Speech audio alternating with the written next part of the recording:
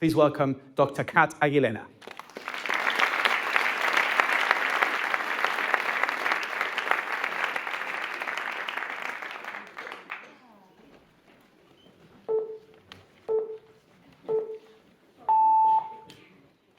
Why can't I handle this anymore? I used to be able to put it back in the box. And now, that box feels like it's a jack in the box. My anger gets the better of me. My relationships, they're all strained. I'm drinking way more than I'd like to be. Why can't I lock it away like I've always done? What's wrong with me?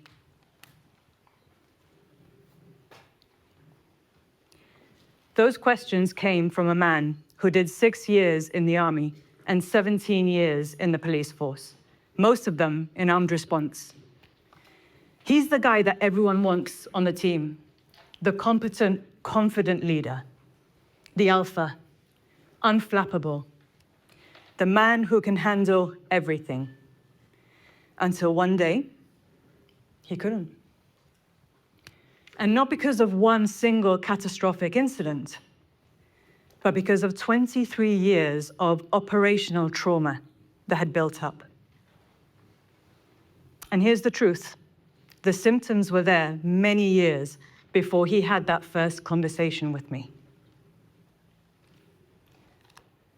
And this is what I'm here to talk to you about today. This statistic is from the military veterans charity Combat Stress. 14 years is the average time that it takes a veteran from leaving service to asking for help, living with PTSD.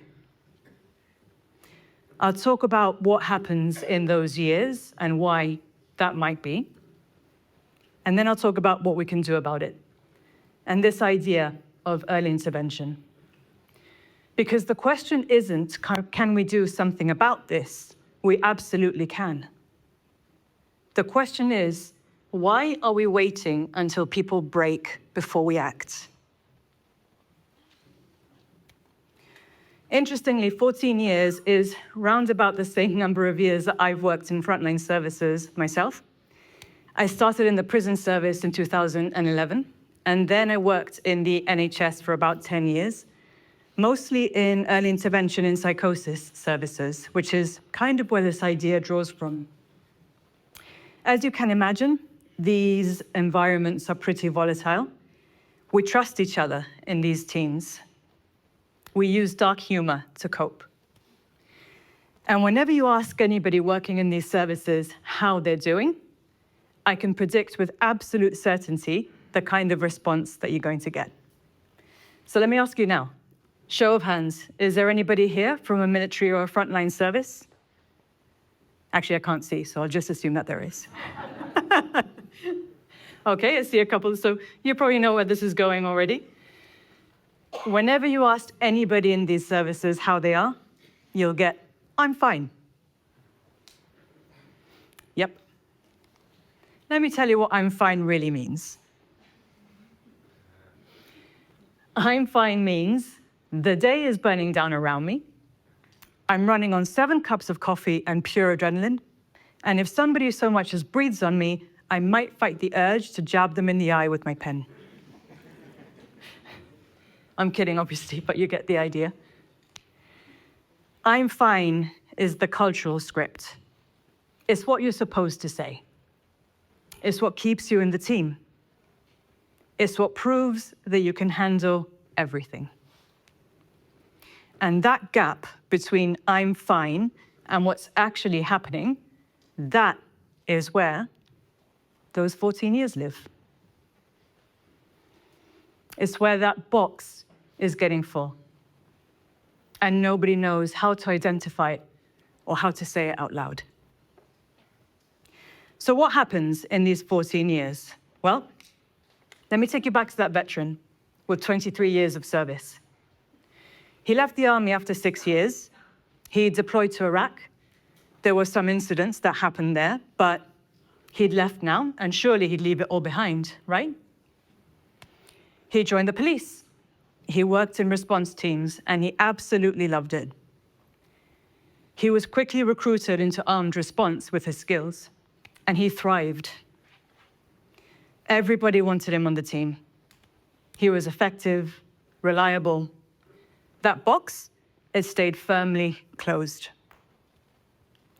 And then gradually, as the years passed, he started noticing some warning signs. His sleep started becoming more and more disrupted. I'm not talking about a couple of nights here and there. I'm talking about months on end of broken sleep. Waking up in the night, not being able to get back to sleep. Some dreams of incidents that he'd been to started popping in. He told himself it was a shift work. I mean, who sleeps well anyway on shift, right? And then he started noticing that he felt on edge all the time. He'd walk into a room, he'd scan it, make sure he knew where the exits were. He'd sit in the corner, making sure that he could see everything and everyone. He couldn't switch off, not even at home. And then he started noticing his irritability was increasing. Small things that wouldn't have bothered him before started to set him off. It was like the patience was gone. Then he started drinking a bit more. Before it was a couple of nights here and there. Now it was a lot more frequent. He was numbing. Alcohol, work, exercise, anything just to turn the volume down on his nervous system.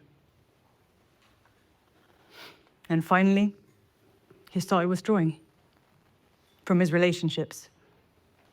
His family connections started to fade.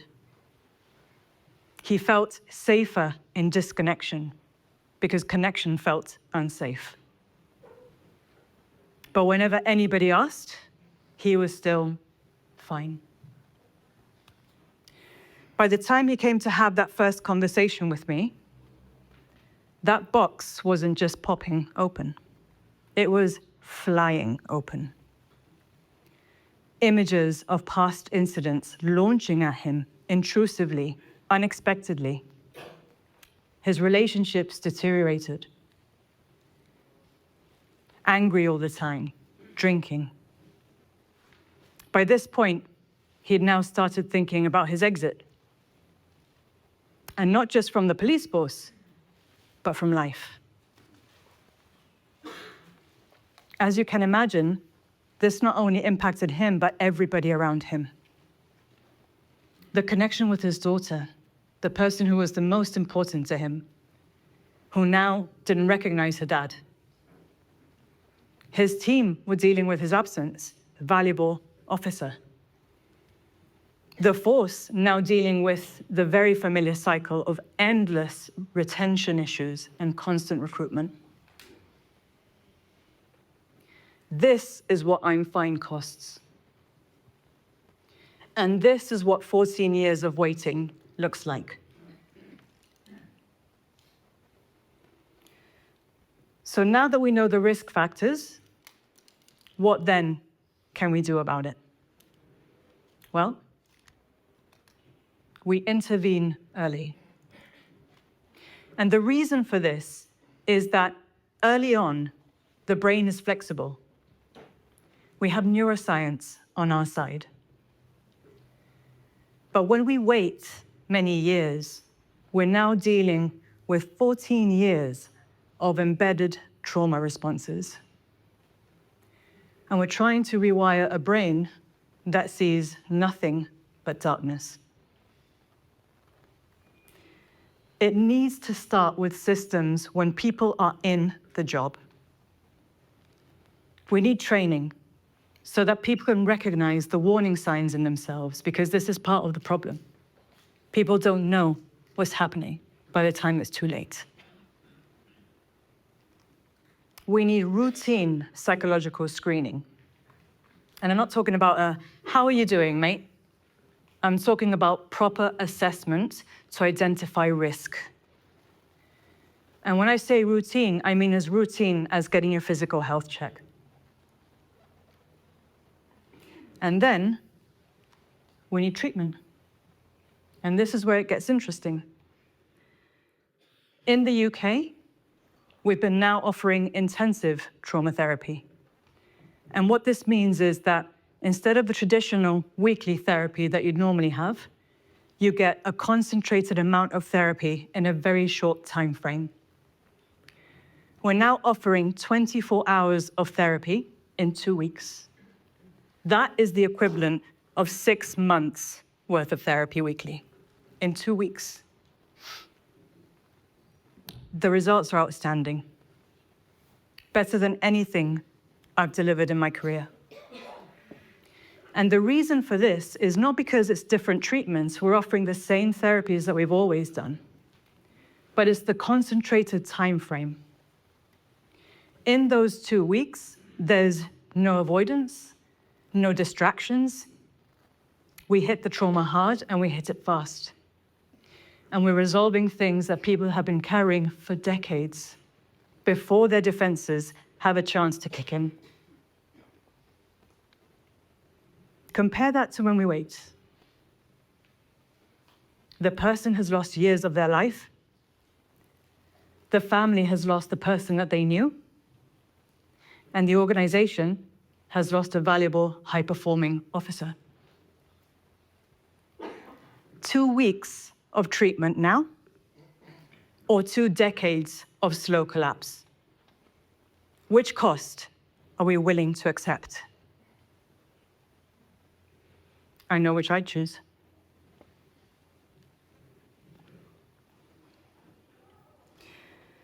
That veteran sent me an email last month, December.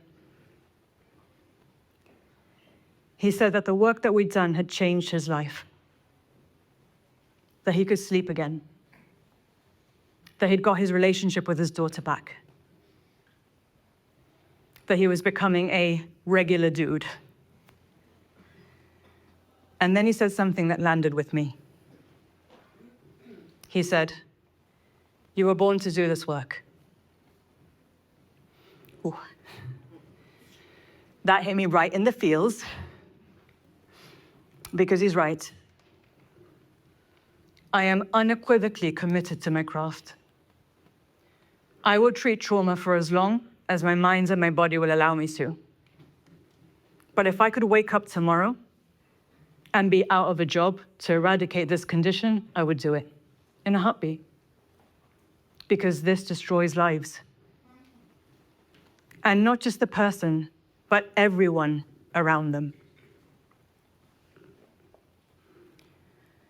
So I leave you with this. Urgency. If you're a leader in a military or a frontline organization, I urge you to get routine psychological screening and an early intervention infrastructure. Believe me when I say this is going to cost you thousands less than decades of recruitment and retention cycles. If you're in active service, or you have been, I urge you, don't ignore the warning signs. Trust me that getting help at year 2 is going to cost you infinitely less than at year 14.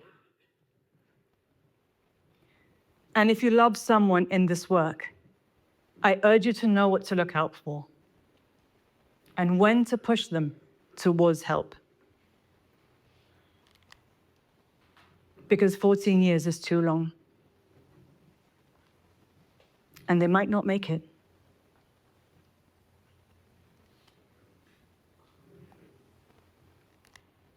Ladies and gentlemen, I am privileged to have been able to share with you the topic that I am the most passionate about. Thank you so much for listening.